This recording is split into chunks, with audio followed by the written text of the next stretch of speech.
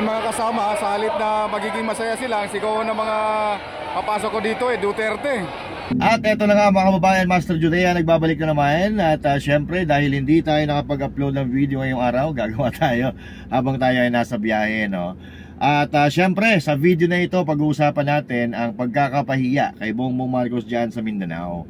Dahil kahapon naglabas po ng statement ang Malacanang na sila daw ay magkakaroon ng campaign rally dyan sa Mindanao, particularly dyan sa mga lugar sa Mindanao. At nag-announce din sila na itong si Bongbong Marcos Jr. ay guest speaker or magiging guest dito sa pagbubukas ng isang mall dyan sa Cotabato, no? At syempre alam natin na pagka Mindanao, pag tinawag na Mindanao, sinabing Mindanao, ay supporter ito ng mga Duterte. At hindi man lahat, pero siguro majority ng mga Mindanaon at lalo-lalo na yung mga Muslim ay sumusuporta yan sa mga Duterte. Sa madaling salita, nagkaroon nga po ng grand opening ang isang mall dyan sa Mindanao, sa Cotabato. At pinuntahan ito ng napakaraming mga supporter ng mga Duterte. At habang nag-inaugurate at habang pinapasinayaan ang pagbubukas nitong mall na ito, ang sigaw ng mga tao na nandun sa mall ay Duterte, Duterte, Duterte. So yan po ay pag-uusapan natin mga kababayan pagkatapos lang nito. Banateros ay hindi magigiba. Banateros ay hindi nag-iisa. Banateros ay kami walang iba. Banateros hanggang sa huli naming hininga. Yan ang banateros, walang inuurungan. Pag tama palakpakan, pag mali ay babanatan. Yan ang banateros, boses ng ordinaryong Pilipino. Banateros ay walang makakaawan.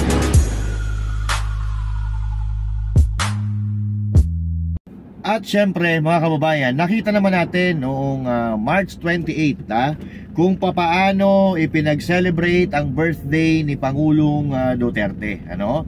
At napakaraming dumalo po dito, lalo-lalo na diyan sa Mindanao.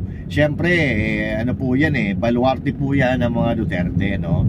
So, ngayon, susubukan po ng Marcos administration kasama ng kanilang alkansya na mangampanya po diyan sa Mindanao. Pero alam naman natin na lalo-lalo na yung mga Mindanaoan, mga kababayan, ay talagang galit na galit sila doon sa ginawa ng administrasyon ni Marcos kay Pangulong Duterte. Okay? So ngayon, siyempre galit na galit sila, no? Hindi ko alam kung ano mangyayari dito sa sa rally ng alkansya ni Marcos diyan sa Mindanao.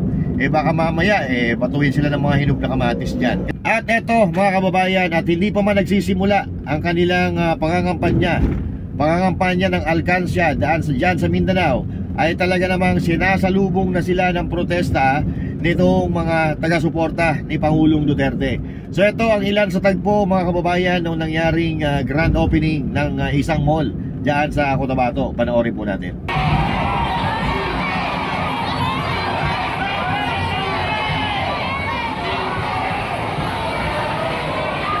Kasama, sa halip na magiging masaya sila, ang sigaw ng mga papasok ko dito Duterte. Ano ba to? Rally ba ito? Magsa-shopping? Ito yung sitwasyon ngayon mga kasama dito sa labason ng DCC Mall of Cotabato, kung saan isinisigaw ho ng mga kababayan natin dito sa Cotabato City yung pong pangalan ni Duterte.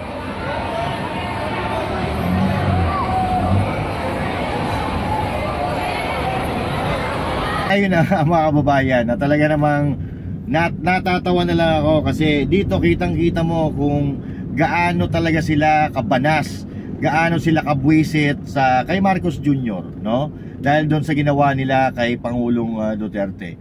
Bad yung ginawa nyo sa mga kababayan natin dyan sa Cotabato, bad yan. Dahil ang nandyan si Marcos Jr., pero walang kasing bad. Kaya hindi rin natin masisisi itong ating mga kababayan, kasi walang kasing sama itong ginawa ng Marcos administration kay Pangulong Duterte. Yung ipagkanulo sa ibang lahi ang ating dating presidente na magaling, maraming nagawa sa Pilipinas, yun ay walang kasing sama. Kaya siguro para sa akin, ano, although medyo hindi maganda itong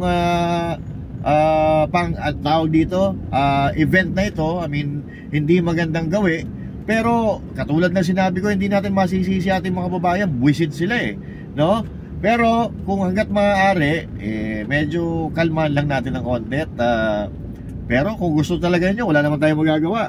Ang pinaka-importante dyan, huwag na kayong umaten doon sa mga rally-rally ng mga alyansa, dahil pinagloloko lang naman tayo ng mga yan, di ba? So ang dami-daming issue ng ating bansa, no? Ang dami-daming kapalpakan ng gobyerno na ginagawa. Pero itong mga taga-alyansa, hindi sila nagsasalita, lalo-lalo sa budget, sa kahirapan, sa kriminalidad, sa droga. Hindi sila nagsasalita, mga kababayan. So ano ibig sabihin yan? So ibig sabihin, kumakampi sila at sinusuportahan nila ang pamumuno ni Marcos Jr. So para sa akin, ang pinakamatinding ganti na po pwede natin gawin diyan sa kay Marcos Jr., mga kababayan, dahil doon sa pagkakanulo sa ating presidente, ay i-vote natin straight ang PDP laban. Number 1 natin si Pastor Apollo Sikibuloy, dahil best friend yan ni Pangulong Duterte. Ako naniniwala ako na kung ano ang gusto ni Pangulong Duterte, yun ang gagawin ni Pastor Apollo Sikibuloy, at yun din ang gagawin ng kanyang grupo, ng kanyang mga kandidato, diyan sa PDP laban. Iboto po natin straight yan, Ito ang napakaganda na ganti natin at epektibong ganti para doon sa ating mga sama ng loob diyan sa Marcos administration, sa pinagagawa nilang panluloko sa atin, sa pagsisinungaling nila sa atin, pagsisinungaling nila sa bayan at sa sambayan ng Pilipino. So ito, mga kababayan, vote straight PDP laban. Malapit na po yan, So halos mahigit isang buwan na lang, magkakaroon na tayo ng midterm election. Pahalagahan po natin ang ating boto. Iboto natin ang tamang tao. Iboto natin ang tamang kandidato, lalo-lalo na yung dapat ay may magagawa sa iyo, sa bayan mo, at sa mga sa susunod na henerasyon ng mga Pilipino. So magkita-kita po tayo muli, mga kababayan, sa susunod na video. And once again, this is Master Judays, and thank you. God bless you all, and to God be the glory. Banateros ay hindi magigiba. Banateros ay hindi nag-iisa. Banateros ay kami walang iba. Banateros hanggang sa huli naming hininga. Yan ang banateros, walang inuurungan. Pag tama palakpakan, pag mali ay babanatan. Yan ang banateros, boses ng ordinaryong Pilipino.